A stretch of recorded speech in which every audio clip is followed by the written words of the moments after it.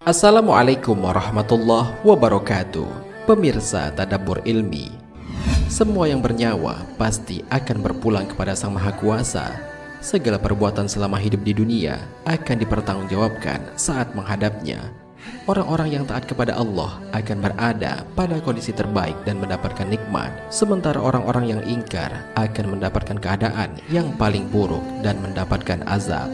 Nikmat dan azab ini akan mulai dirasakan oleh manusia saat mereka meninggalkan dunia dan masuk ke alam kubur. Pada saat itu, ia akan ditanya tentang beberapa hal yang menyebabkan dirinya akan mendapatkan nikmat atau malah mendapatkan azab yang sangat pedih. Sebagai umat Islam, kita tentu tidak ingin mendapatkan siksa di alam kubur. Oleh sebab itu, Rasulullah SAW telah mengajarkan amalan-amalan supaya umatnya dapat terhindar dari siksa kubur tersebut.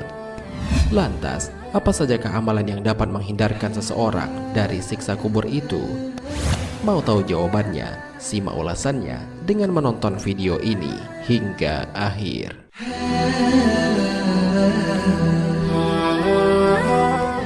Sebelum lanjut, bagi kalian yang belum subscribe, silahkan untuk menekan tombol subscribe terlebih dahulu.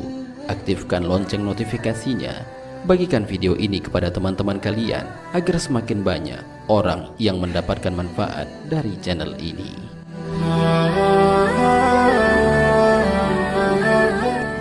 Pemirsa Tadabbur Ilmi, Rasulullah SAW pernah bersabda, apabila mayat atau salah seorang dari kalian sudah dikuburkan, ia akan didatangi dua malaikat hitam dan biru, salah satunya Munkar dan yang lain adalah Nakir. Keduanya berkata, apa pendapatmu tentang orang ini, Nabi Muhammad? Maka ia menjawab, sebagaimana ketika di dunia, Abdullah dan Rasulnya, aku bersaksi bahwa tiada Tuhan yang berhak disembah kecuali Allah, dan aku bersaksi bahwa Muhammad adalah utusan Allah. Keduanya berkata, kami telah mengetahui bahwa kamu dahulu telah mengatakan itu. Kemudian kuburnya diperluas 70 kali 70 hasta dan diberi penerangan dan dikatakan, tidurlah. Dia menjawab, aku ingin pulang ke rumah untuk memberitahu keluargaku. Keduanya berkata, tidurlah. Sebagaimana tidurnya pengantin baru, tidak ada yang dapat membangunkannya kecuali orang yang paling dicintainya sampai Allah membangkitkannya dari tempat tidurnya tersebut. Apabila yang meninggal adalah orang munafik, ia menjawab, aku mendengar orang-orang mengatakan, aku pun mengikutinya dan saya tidak tahu. Keduanya berkata, kami berdua sudah mengetahui bahwa kamu dahulu mengatakan itu. Dikatakan kepada bumi, himpitlah dia. Maka dihimpitlah jenazah tersebut sampai tulang rusuknya berserakan, dan dia akan selalu merasakan azab sampai Allah membangkitkan dari tempat tidurnya tersebut. Hadis riwayat Tirmizi.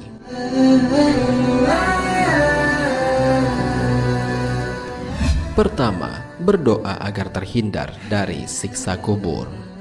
Salah satu doa yang diajarkan oleh Rasulullah SAW untuk dibaca sebagai doa pelindung dari siksa kubur, sebagaimana diriwayatkan oleh Muslim.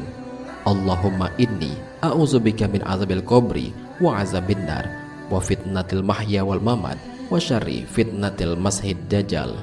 Yang mana artinya, ya Allah, aku meminta perlindungan kepadamu dari siksa kubur, siksa neraka, penyimpangan ketika hidup dan mati, dan kejelekan Al-Masih Ad-Dajjal. Hadis riwayat Muslim.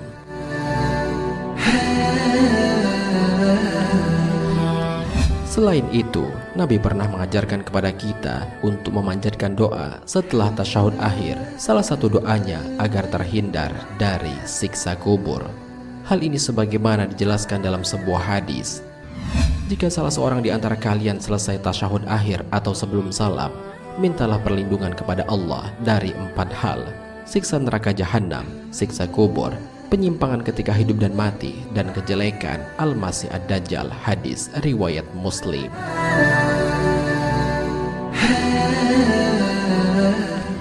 Kedua, memperbanyak membaca surat Al-Mulk. Setiap surat maupun ayat dalam Al-Quran memiliki keutamaannya masing-masing. Salah satunya adalah surat Al-Mulk yang memiliki keutamaan sebagai penghalang dari siksa kubur. Hal ini sebagaimana disebutkan dalam sebuah hadis. Dari Abdullah bin Mas'ud, ia berkata, barang siapa membaca Tabarakallazi biyadihil mulk atau surat Al-Mulk setiap malam, maka Allah akan menghalanginya dari siksa kubur. Kami di masa Rasulullah Shallallahu Alaihi Wasallam menamakan surat tersebut Al-Mani'ah atau penghalang dari siksa kubur. Dia adalah salah satu surat di dalam kitabullah. Barang siapa membacanya setiap malam, maka ia telah memperbanyak dan telah berbuat kebaikan. Hadis riwayat An-Nasa'i.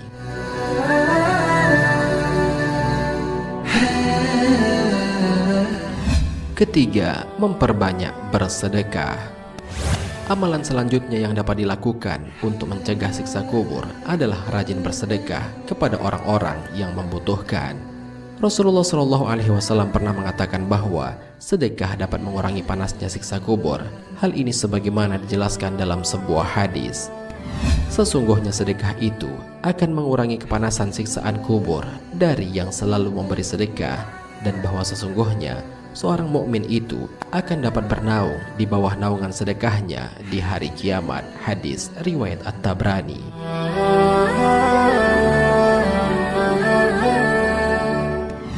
Keempat, tidak menangisi mayit secara berlebihan.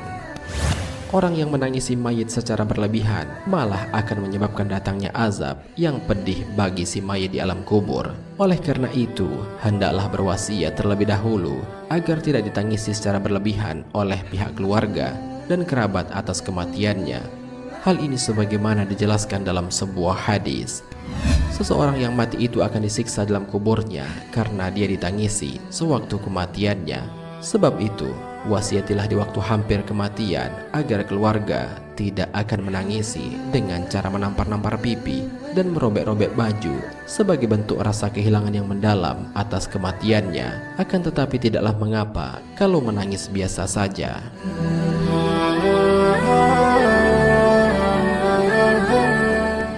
Pemirsa Tadabbur Ilmi, demikianlah amalan yang dapat dilakukan agar dapat terhindar dari siksa kubur. Semoga dengan adanya video ini dapat memberikan pelajaran bagi kita untuk mengamalkan hal-hal di atas. Semoga dengan izin Allah kita dapat terhindar dari pedihnya siksaan di alam kubur. Amin ya rabbal alamin.